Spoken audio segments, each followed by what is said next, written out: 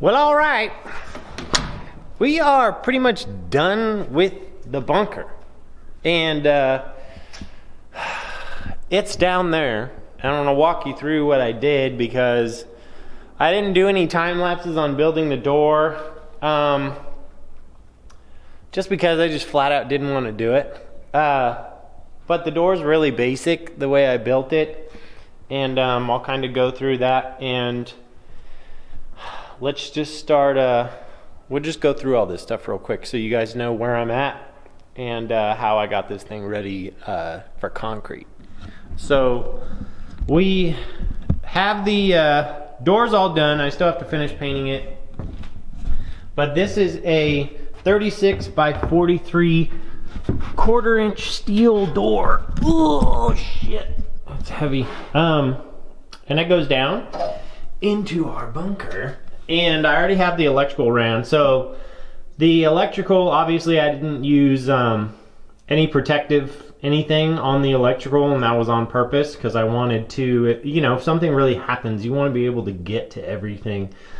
So essentially, you know, if power goes out or whatever, which obviously it would, if you ever needed this bunker, the power would go out.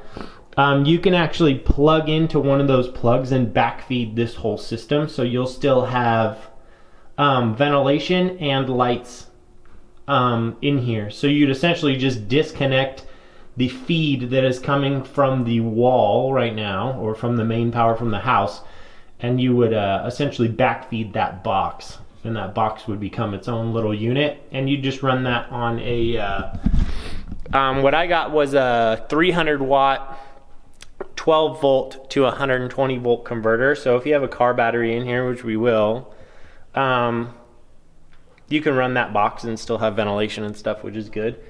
And this framework is just 3 by 3 inch angle iron all the way around, and then we have a lip around that's just 1/2 inch square stock, and then the rear bar is downset or inset about 1/2 inch.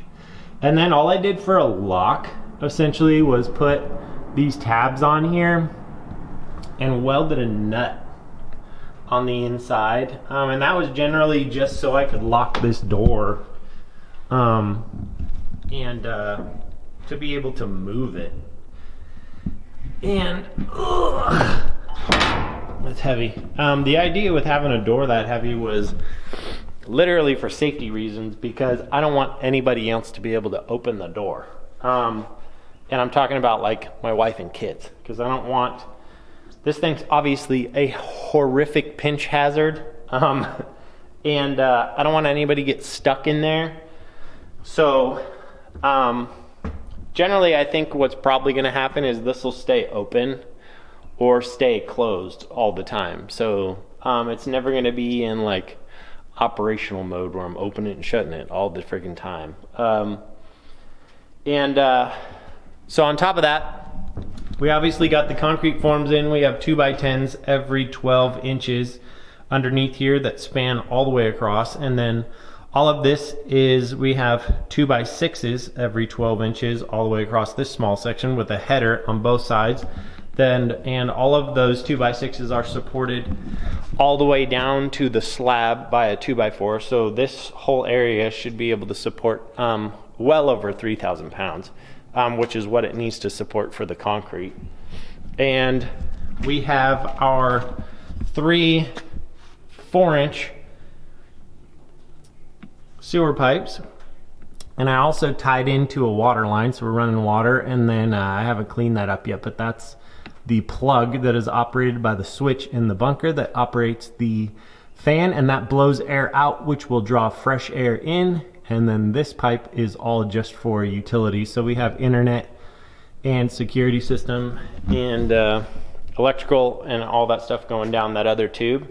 And then you can see down here, so essentially the top of that plywood will be the inside roof of the bunker once we pull the forms. So you'll be able to shove a piece of PVC into these pipes and kind of run a 90. So the idea here is that, you know, you obviously don't want to draw air out and pull air in right here, because you're not going to circulate it through the building or through the bunker. So you're going to want to add, I'll end up adding a 90 on one of these and just run it out to the edge, so it'll pull air through through the whole bunker essentially, which will obviously make it work properly. And then this door is actually, the frame is all perfectly level and it's even with the existing slab right now. And the way I achieved that was I just got these are 3-inch 5/8 bolts, and put a nut on them, and you can kind of jack the door up. So I just use the bolts to kind of jack the door up. And then we also have an electrical box that's screwed in from underneath right there. So when they flood this whole area with concrete, that will be inset in the ceiling, and we can just put our lighting right in there. And that's pretty much it. I mean, all the rebar is already all tied in to the slab underneath.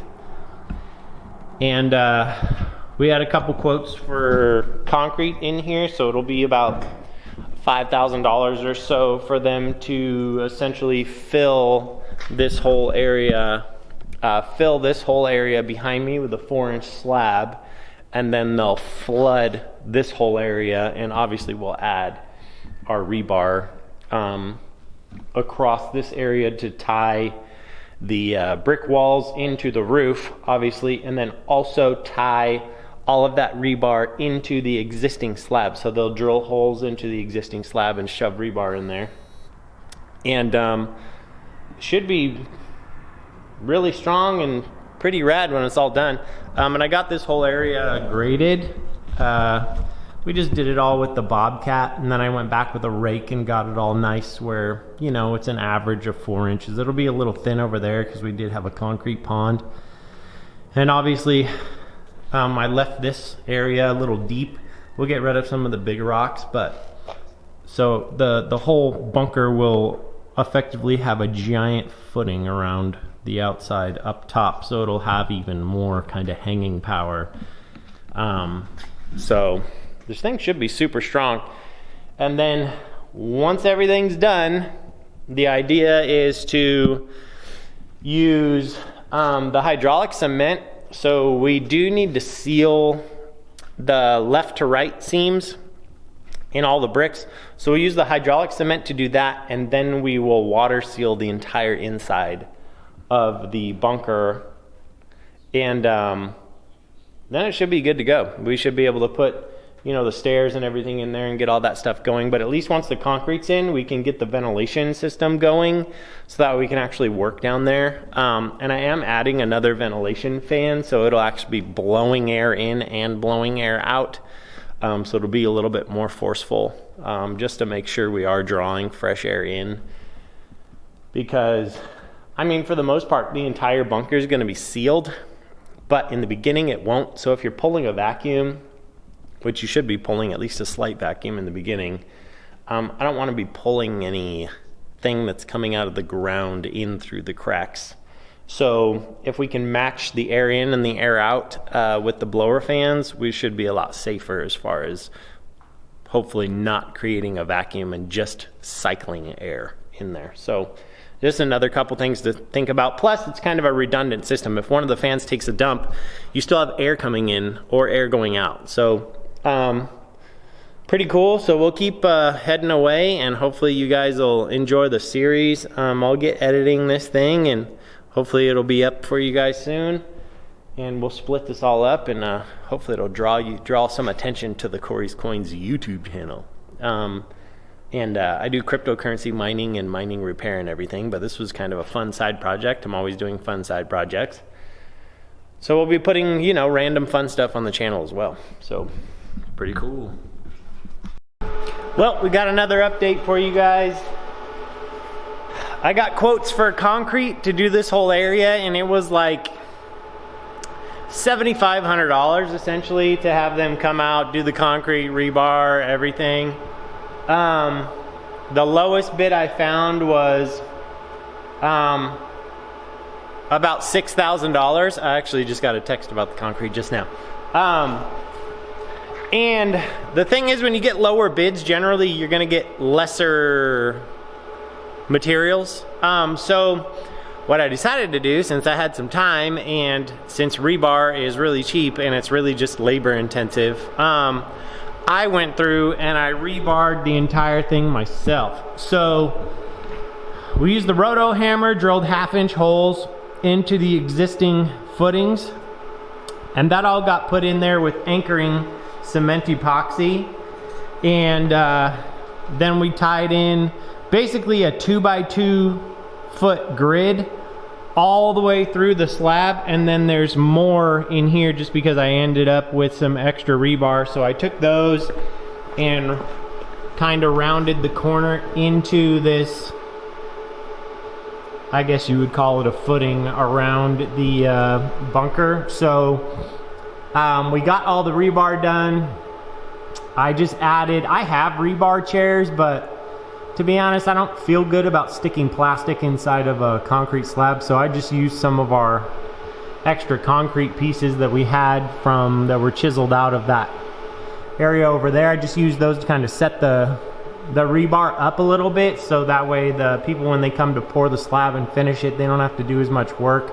That rebar cage is pretty damn heavy, so you know, the more you can get it elevated to where it's gonna be when the concrete gets poured, the better. Then they don't have to yank up on it with a pick, you know, and try to get it into the center of the concrete slab. And then also the weight of the rebar cage is gonna push down and kind of make its way back down towards the bottom of the slab. So it's better just to kind of space it up to give you guys, or to give yourself a little bit of a head start. So we also tied all of the rebar from the existing, or from the new slab rebar, through the bunker area, and that also got tied in. I have ties going into the current slab also.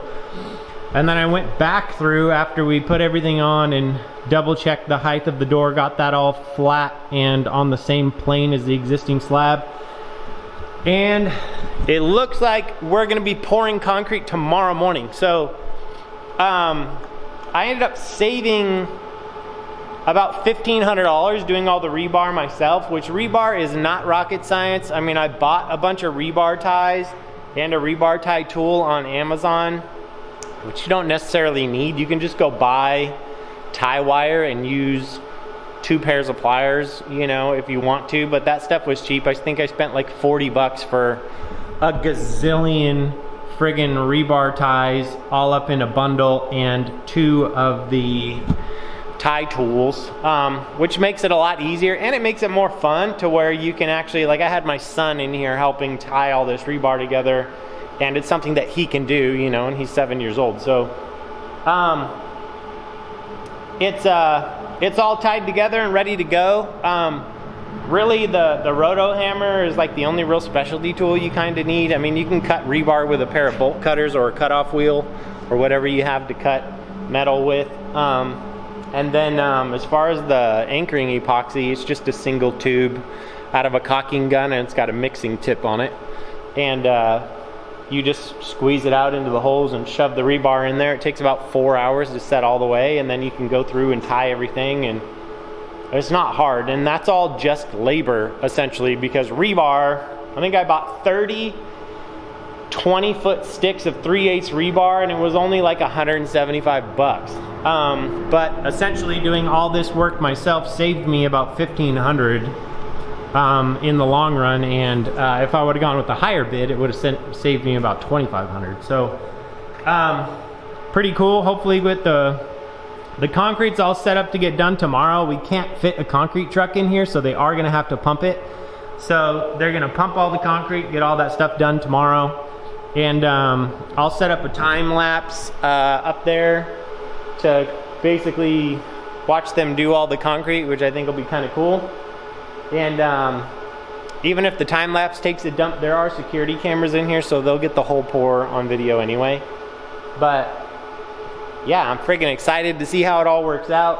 Hopefully the sub sub ceiling in the bunker doesn't collapse on anybody. So I might actually go in there and add another brace just for peace of mind. You know, it can never hurt. So but pretty cool. I'll switch you guys over to the time lapse and I'll keep you guys posted.